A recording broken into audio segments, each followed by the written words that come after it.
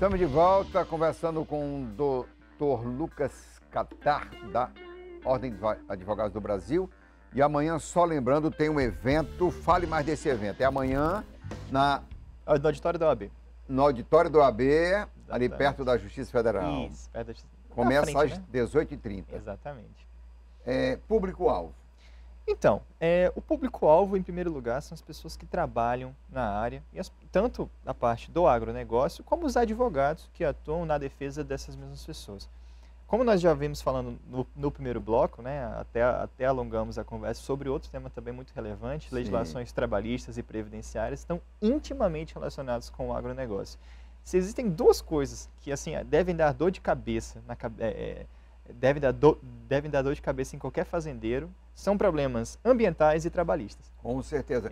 Tem um caso agora de conotação nacional, da Fazenda Talismã, né, do cantor Leonardo, trabalhadores encontrados em situação análoga à escravidão, me parece, né? E ele contestando que ele tinha arrendado a fazenda, ele arrendou a fazenda, e o arrendatário da fazenda que estava tratando aquelas pessoas assim, e ele ali do lado não tinha conhecimento, né? E aí entra a multa, entra a denúncia e a exposição que ele está sofrendo. É uma coisa gravíssima. É exatamente essa área de atuação que você está comentando, né? Exatamente. Também você falou o público-alvo, estudantes de direito. Estudante de direito, sabe, vamos lá. Estudantes de direito, muitas pessoas dizem hoje em dia, porque tem muitas faculdades. Eu falo, ainda bem que tem muitas faculdades. Né? Ainda bem que tem muitas faculdades. Ainda bem que tem muitos jovens, mas assim, que acabaram de sair do ensino médio, que querem conhecer a área, que querem trabalhar na área. É um ramo do direito muito complexo. Né? Direito ambiental, direito agrário, direito trabalhista. É um ramo muito complexo, que exige do profissional conhecimentos específicos. Pois na atualidade, a gente vê no ramo da medicina, mas também no campo do direito, né, ciências humanas, essa especificação, né, essas especializações cada vez mais para lidar com o que se apresenta na sociedade contemporânea. Né? Exatamente. Mesmo porque a responsabilidade do profissional que atua nesse setor é também muito grande. Né? Quanto maiores os poderes, maiores são as responsabilidades.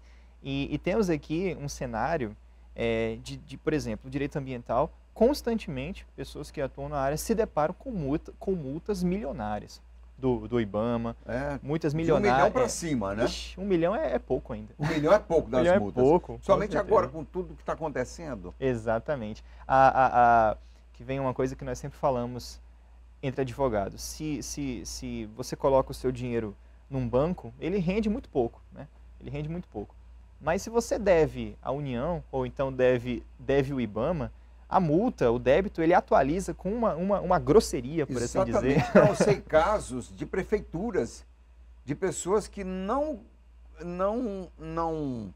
eram corruptas, não desviaram dinheiro, mas por um erro contábil teve uma pequena multa. E aquilo se transformou num cálculo astronômico. Exatamente. E é o mesmo caso, né? Exatamente. É claro que quando a situação já ocorreu, é muito difícil fazer alguma coisa, por assim dizer. Existem vários mecanismos, né, que o profissional pode adotar, principalmente o profissional da advocacia.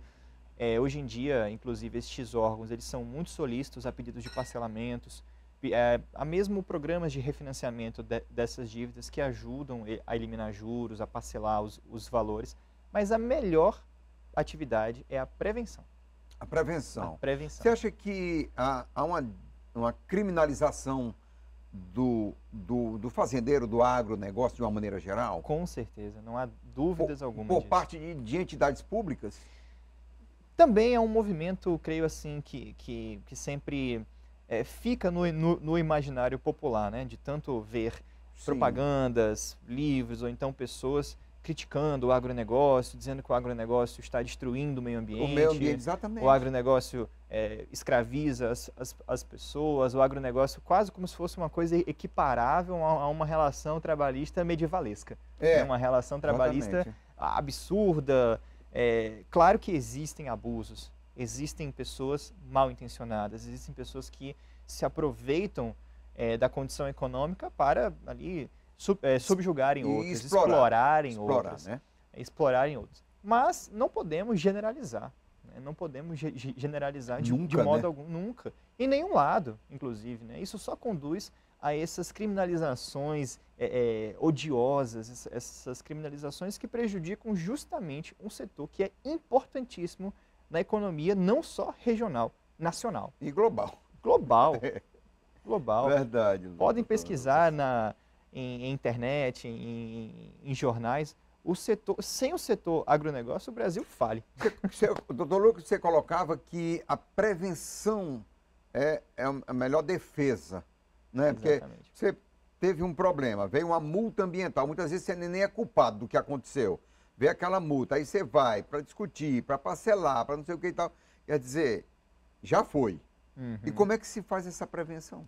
Bem, no campo ambiental, acredito que uma assessoria jurídica soluciona boa parte dos problemas. Por quê? Quais são as maiores causas, né, de multas ambientais? Primeiro, descumprimento dos percentuais de reserva legal. No Acre é 80%. Exatamente, no Acre 80%. Existem mecanismos... Mas você pode fazer compensação. Você tem uma área que tem 100%, um lote com 100%. Pode fazer compensações até com outras unidades de conservação. Não é, exatamente, né? Isso. Unidades de conservação. Muitas vezes usam... Mas é de conhecimento dos produtores que você pode fazer a compensação?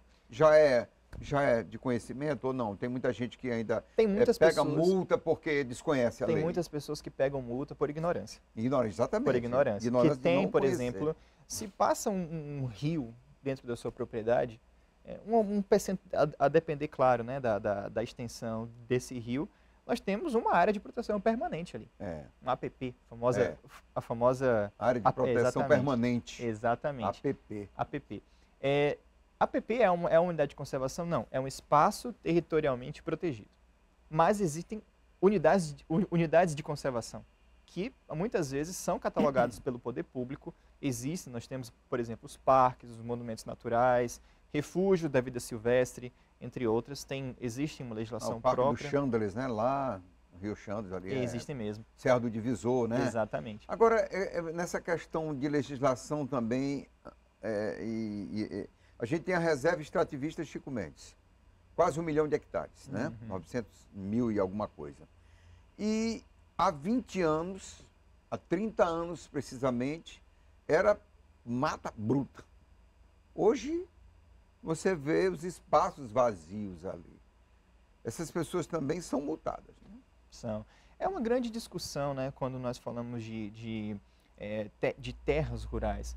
Porque o objetivo do direito, do desenvolvimento sustentável, é sempre causar um certo aperto de mãos entre a preservação do meio ambiente e a exploração da terra, a exploração saudável da terra. Proteção demais torna o comércio, torna às vezes a exploração, que é permitida por lei, inviável, prejudicando negócios, prejudicando proprietários de terras, que não podem muitas vezes utilizar de um terreno que nem o poder público utiliza. A produção da riqueza, né? Exatamente, a produção da própria riqueza, sendo que muitas vezes a utilização daquela terra poderia ajudar até mesmo o ente público, né? Fazendo concessões florestais, por exemplo, que é um dos institutos permitidos pela Política Nacional do Meio Ambiente, a PNMA, e outros mecanismos. Temos também as servidões ambientais, ou seja, existem muitos mecanismos, muitos instrumentos, muitos meios que estão à disposição dos proprietários, daqueles que exercem o agronegócio, daqueles que exercem a pecuária, que muitas vezes são desconhecidos. A questão da propriedade, do documento, cartório, tudo isso também está... Com certeza. A propriedade rural ela tem um plus, né? Um benefício a mais, porque nós temos através do Código Florestal, do atual Código Florestal, o CAR, Cadastro Ambiental que é Rural. Voluntário, né? Exatamente. Ele, por assim dizer, substitui uma necessidade de se registrar aquela propriedade em um cartório em alguns pontos, né? E serve justamente como meio para se efetivar as reservas legais. Porque o Cadastro Ambiental Rural, ele diz quais terras são reserva legal, quais não são, quais podem haver as explorações, enfim. Até mesmo a medição do terreno, que é um problema que nós advogados frequentemente lidamos, né, com ações, por exemplo, de uso capião, ações de reintegração de posse, que quando vamos ver, o documento não bate com a terra. O documento, as dimensões da terra não batem. Exatamente, está sobreposta, né? Exatamente. Muitas. Regularização documental é sempre algo fundamental. Quem trabalha nessa área precisa ter uma boa assessoria. Até para ter acesso a crédito. Exatamente, que é outro ponto também muito importante, você falou, o acesso a crédito. Produtores rurais, pequenos produtores rurais têm direito de obter o acesso a crédito, né? Muitas vezes nós temos agricultura familiar, né? O famoso crédito rural, porque para essas pessoas não compensa pegar um empréstimo direto com o banco. Muitas vezes o banco já vai impor um pagamento da parcela no próximo mês. Porém, o crédito rural, se ele serve justamente para possibilitar a realização de uma horta ou a criação de pequenos animais, é evidente que esta horta ou esses animais não vão dar um retorno econômico imediato. Sim. Precisa de um tempo. O crédito rural, ele já considera isso. Carência, ele considera, né, essa carência, essa impossibilidade de se exigir o débito imediatamente, né? E por isso, existem esses mecanismos que são muito bons. Amanhã, 18h30. Exatamente, na história da OAB. Valeu, doutor Lucas, muito obrigado. Até mais. Obrigado. Foi uma aula, gente, aqui, tanta informação. Eu acho que você aproveitou. Olha, preste atenção. Prevenção ainda é a melhor medida para se evitar essas multas astronômicas aí nas propriedades rurais. Procure uma assessoria jurídica. E amanhã tem esse evento na OAB. Eu vou